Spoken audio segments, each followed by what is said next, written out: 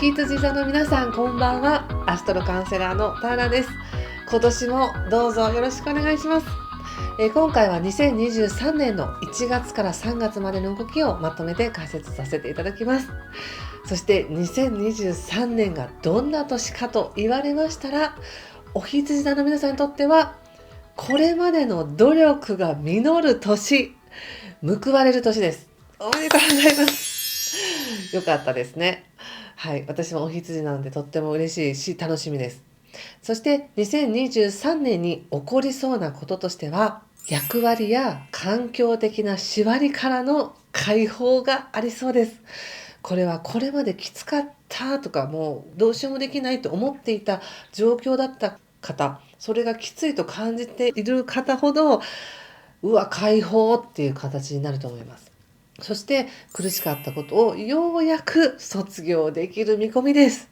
これはですね、29年に回ってるこの土星というね、惑星が、次のサインに入るんですけども、お羊座の皆さんにとっては25年ぐらい前ですかね、ぐらいから頑張ってきたこと、努力積んできたこと、経験したこと、初めてだけどやってきたよっていうことをようやく卒業して次に乗せていくっていう年なので、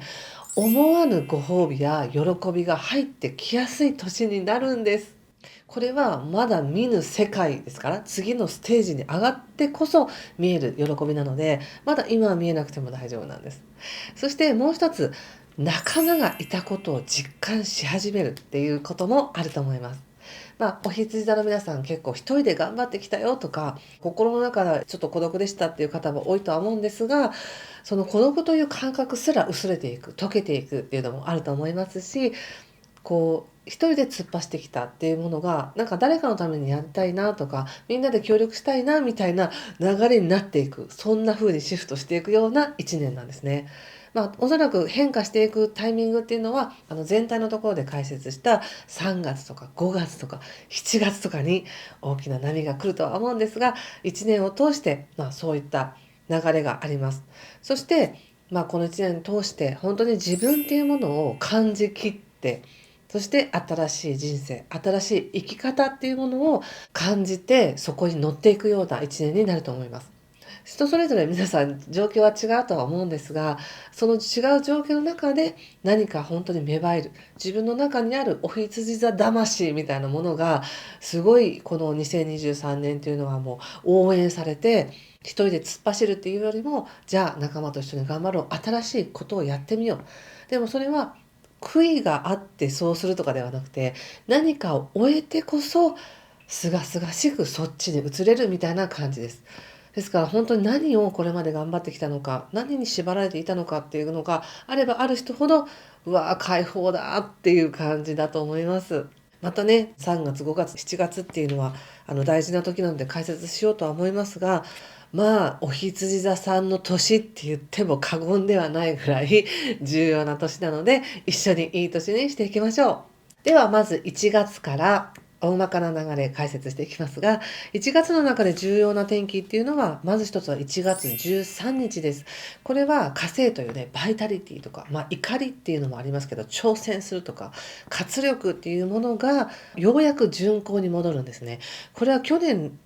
2022年の10月末から逆行していたので、コミュニケーションにおいて誤解が生まれやすかったりとか、もっと進みたいのに進めないとか、なんか伝わらないなとか、動きにくいなみたいなものがあったとしたら、それらがようやくスーッといきます。もう誤解が解けたとか、そうだったなみたいな感じで納得いくことがどんどん増えたりとか、行こうと思っていた方向に行く切符が手に入るっていうかね、乗り換えがうまくいくとか、なんかそんな感じです。トントントンと進んでいきやすくなります。これはかなり足かせに感じていた人ほど、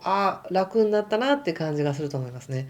ですので動きやすくなります。フットワーク軽くなります。コミュニケーションもっと活発になります。自分ももっと発信していこうとか、もっと言っていこうっていう風になると思います。SNS はとてもいいです。そしてその次1月18日なんですが、これも12月29日から逆行していた彗星がやっと巡行に戻るということで、社会的な全体像を見通すものがまとまったりとか、ビジネス意識が戻ってきたりとか、何をどうしたらいいかっていう頭が働きやすくなりますね。全体を通してこの1月から3月っていうのはもうお羊座の皆さんものすごい風が吹いてる時なので、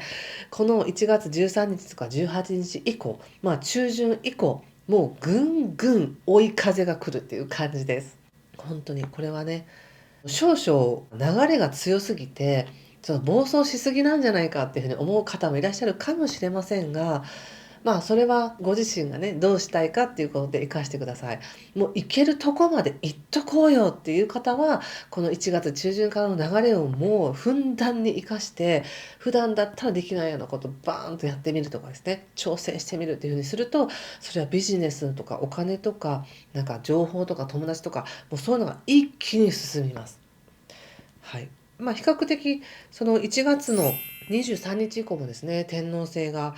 巡行に戻るということで、1月は3天体がいきなり巡行に戻るので、後半からとても動きがスムーズになります。で、特にお羊座の皆さんにとっては、お金のことっていうのは2023年の後半にすごく生きてくるんですけれども、もうこの1月23日以降からそういったことを考え始める。こうしていけばいいんだな。ビジネスこういうふうに展開していこうかな。じゃあこうして、ああしてこうしてっていうのが、スムーズに流れていくと思います。はい。で、1月の20日以降は、少しね、仲間意識みたいなのも出てきますから、それは今年のテーマでもある仲間を作っていくとかね、もしくは仲間がいた、協力者がいたっていうことに気づいていくきっかけがもう1月20日以降からできてくると思います。ですので、ちょっと視野を違う方向に向けてみたり、こういうのもありかなっていう形で、ちょっと広い視野で考えるようにしておくと、漏れなくチャンスをつかめるっていう感じだと思いますね。そして2月の流れですが、2月もこの1月の後半から全て順行になって、いろいろ順調に進むよっていう、そのまんま2月も流れのままいきます。比較的順調な流れです。で、その中でも特にそうですね、2月20日が金星という社交性とか喜びとか愛情とかっていうものがお羊座に入ってくるので、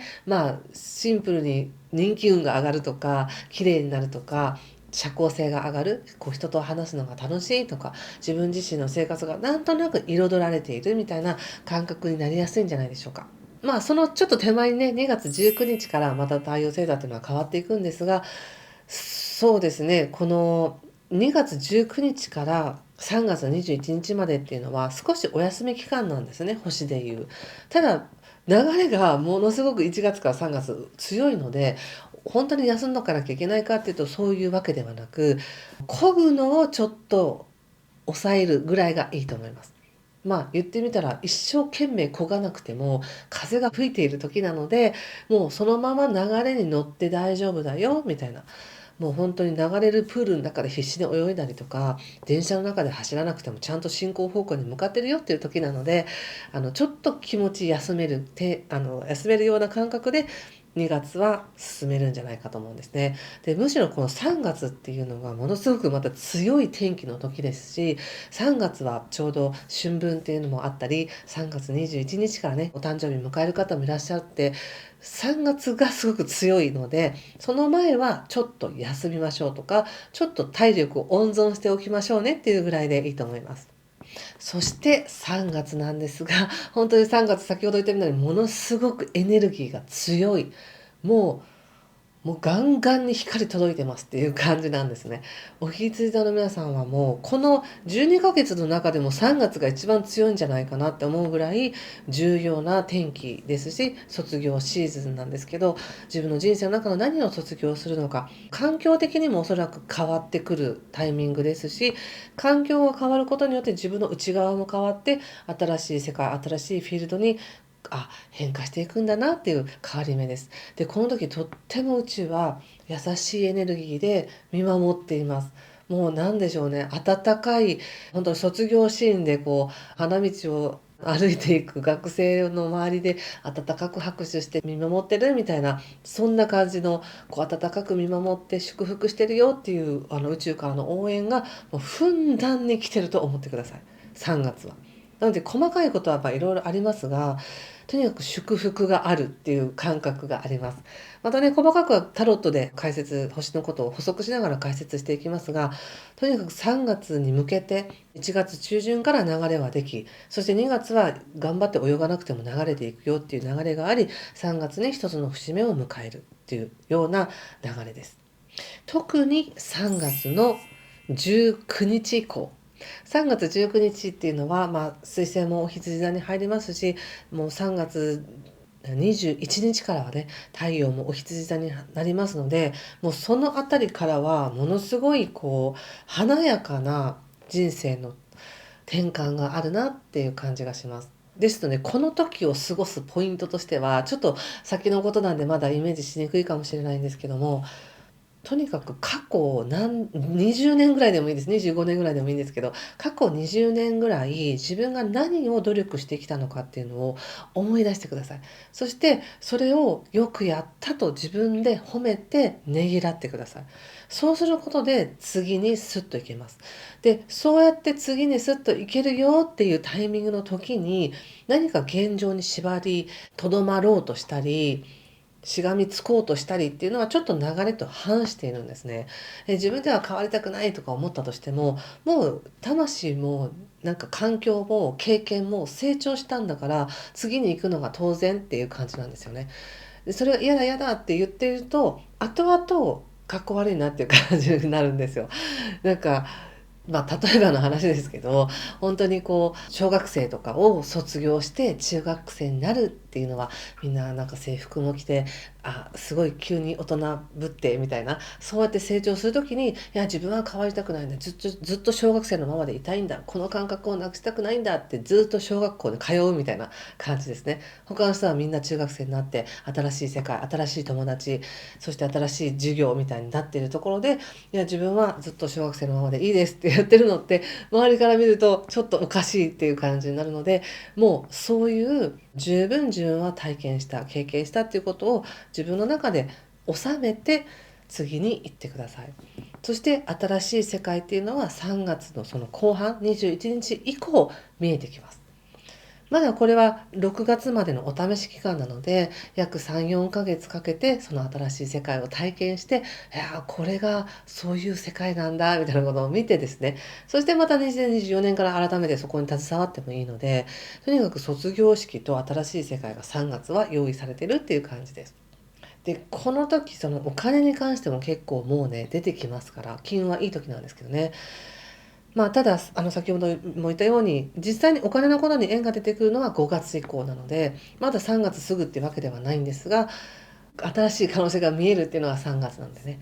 ここまで聞いてみて、皆さん何を感じたでしょうか。年明けからそうかって、中旬ぐらいから流れ良くなるんだって、多分流れの良さを感じてみてください。そして2月は自分の好きなようにしてください。力を抜いて、流れに任せて、そしてその環境を十分に味わってください。で、3月は卒業と新しい世界が見えてくるっていう流れになります。また細かくは、